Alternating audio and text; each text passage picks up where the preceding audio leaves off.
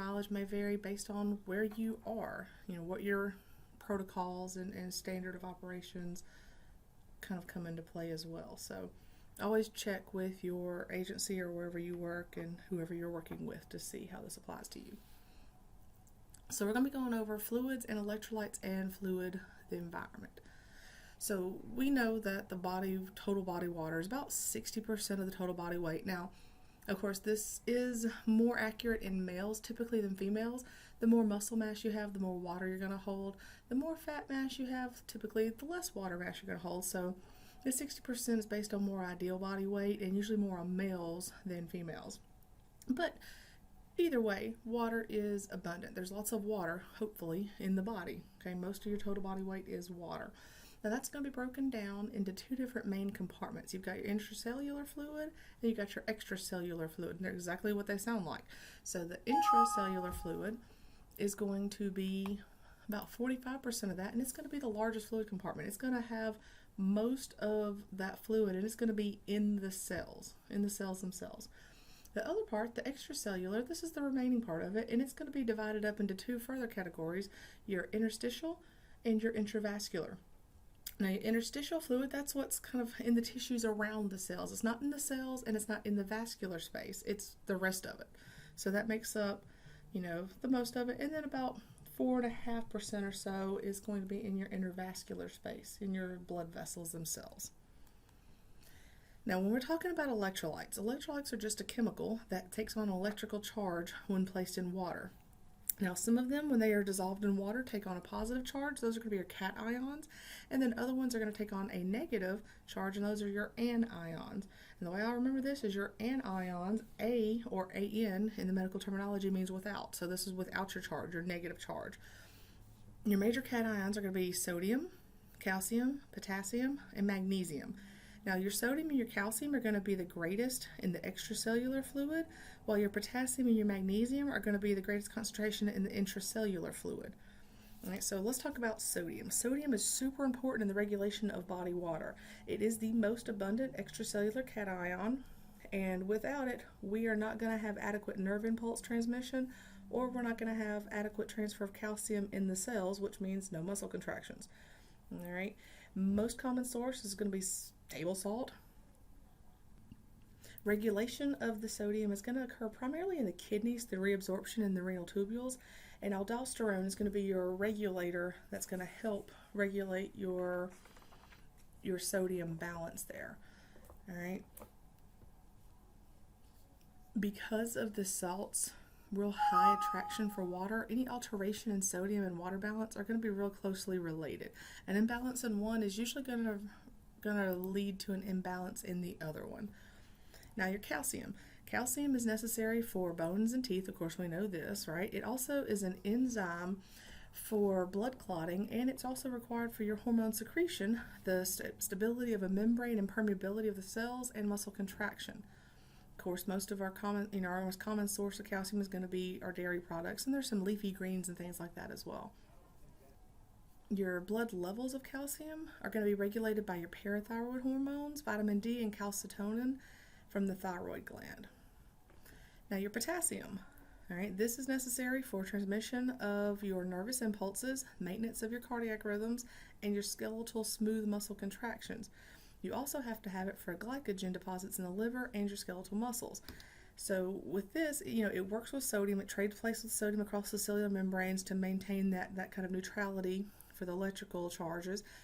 And this action is actually going to conduct your nervous impulses from one end of the cell to the other. If we don't have adequate levels of potassium where they're supposed to be, our cardiac rhythms are going to become cardiac disturbances, and we don't tend to live very long with that. Now, your magnesium, probably about half-ish, about 40 to 60% of your magnesium is going to be stored in your muscle and in your bone. Most of the rest of it's going to be intracellular, okay? And this is going to be related with your potassium and your calcium, and it actually is going to activate the enzyme, the ATPase, I can't say it, but it's ATPase, that is essential for your normal cell membrane function. It's also a source of energy for your sodium-potassium pump. Now, as far as physiologically, it's going to relax smooth muscle, it's going to increase the stability of your cardiac cells, so it kind of reduces that potential for your arrhythmias. As far as your anions, all right, your anions, like I said, electrolytes that take on a negative charge, and these are going to be your chlorine, your bicarbonate, your phosphate, and most of your organic or your carbon-based molecules. All right, the electrical balance with all of these cations and ions must be maintained very carefully in the body to help maintain that homeostasis. When we're looking at the blood, it is made up of a couple of different parts, the plasma, the formed elements, but the plasma itself is it's a fluid portion of that blood, and this is continuously kind of almost talking with the cell in the capillaries. The fluid is moving between the cells and the vascular space itself, all right? The plasma is approximately 92% water, and it has these formed elements that make up the rest of the blood itself. So these formed elements are going to be your proteins, lipids, electrolytes, nutrients, and then your cells, like your red blood cells, white blood cells, and platelets, all right? The formed elements make up approximately 45 to 50% of the blood volume. And the continuous movement of this blood is what actually keeps it kind of mixed up. If it sits, then it starts separating out, so it has to continuously be moving. All right, the three major classes of blood cells, of course, are your red blood cells or your erythrocytes. Okay, these are going to have your iron-containing proteins, your hemoglobin. Hemoglobin is what transports your oxygen and carbon dioxide, of course. Approximately 45% of these formed elements are going to be red blood cells. All right, the percentage of the red blood cells present is just called the hematocrit. So if you hear that, the hemoglobin and hematocrit, or H and H, that's what it's referring to, the percentage of formed elements and the hemoglobin amount. Your white blood cells, or leukocytes, are going to be basically your immune system. All right, they may be your phagocytes, where they eat things up, or they may be leukocytes, where they produce antibodies to help fight infection, but either way, they're working with your immune system. All right, and then of course your last part are your platelets or thrombocytes, and these are what are going to help with the coagulation cascade and the blood clotting, which most of the time is what we want. So now we're going to talk about the movement of that fluid and transport. So to maintain your homeostasis, you've got to have an exchange of these electrolytes and those waters across all these different membranes within the cell, within the body. Right? The cell membrane is complex. It's semi-permeable, which means some things pass through it, some things don't. And it has to be this way to keep everything in homeostasis. But a lot of these materials pass across the cell, oxygen, carbon dioxide, nutrients, fluid, electrolytes, all this kind of stuff, and they've got to have different ways to get across because not everything's going to move the same way. So there are three major ways to move substances across this membrane. They are diffusion, facilitated diffusion, and active transport. Right, so your diffusion and facilitated diffusion are going to be passive processes, whereas active transport is going to require energy usage by the cell. So diffusion is just the movement of a substance, where you've got a concentration gradient, okay? And so you've got a substance that's higher on one side of a semi-permeable membrane than the other side. When this happens, it creates an oncotic or osmotic gradient. What this means is that you've got a higher concentration than the other side.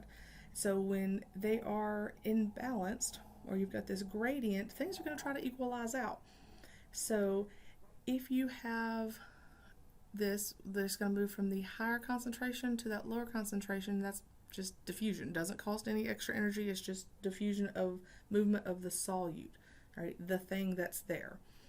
Now, when you have facilitated diffusion, this is going to be more of a helper. So this would be like glucose, where you've got a glucose molecule. You've got basically a helper protein on the surface of the cell, and this is going to bind to that molecule, that glucose molecule, and after binding, it's going to change its configuration, kind of sneak the glucose into the cell, and then release it. All right. This is also a passive process that just happens. It doesn't cost any extra energy for it to occur.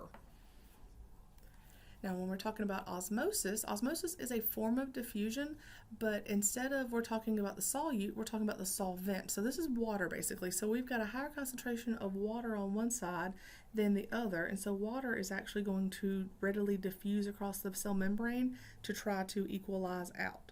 So osmosis is just the diffusion of water, essentially, whereas diffusion can be the solvent itself, the salt, or whatever it is that needs to be moved. Now your active transport, this is where we're going across the gradient, against the gradient through that semipermeable membrane. Because we're going against the grain, it's going to have energy. So this is why it's that active transport. All right, so this is, the most common one is going to be your sodium potassium pump, which maintains your balance of your sodium and potassium in the body. In order to sustain life, that concentration of sodium outside the cell has to be a lot higher than what's inside the cell. And the concentration of potassium must be at a higher level within the cell. So to maintain this gradient, the sodium is going to have to be constantly pumped out of the cell, and potassium has to be pumped into the cell. Because of this, we're going against the gradient, we're going to have to require energy. So this would be your active transport.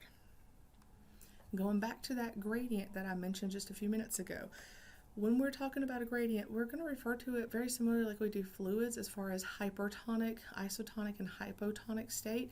And all this means is the concentration relative to the other side.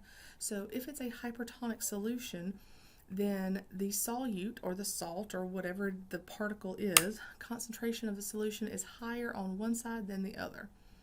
Okay? If it is a hypotonic solution, then it's going to be lower than the other side. And if it's isotonic, it's not going to have a net movement one way or the other. They're going to be essentially equivalent or equal concentrations.